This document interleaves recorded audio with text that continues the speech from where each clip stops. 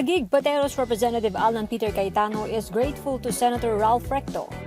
When Cayetano stepped down as Speaker, Recto was all praises.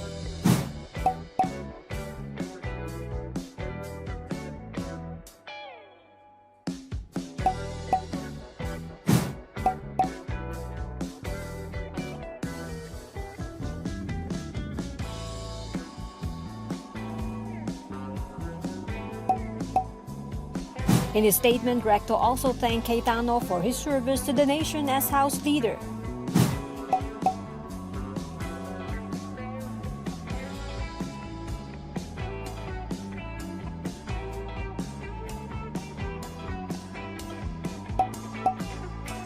Recto is confident the event does not end the political career of Cayetano.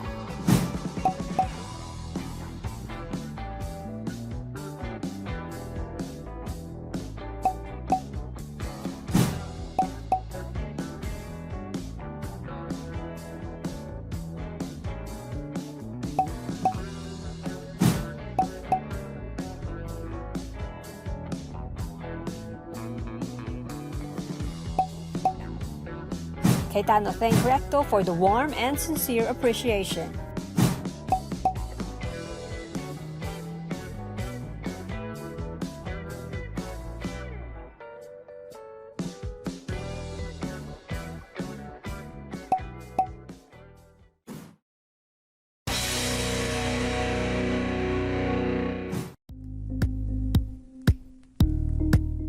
Thank you for watching Politiko TV. Please like and subscribe to our channel for more videos.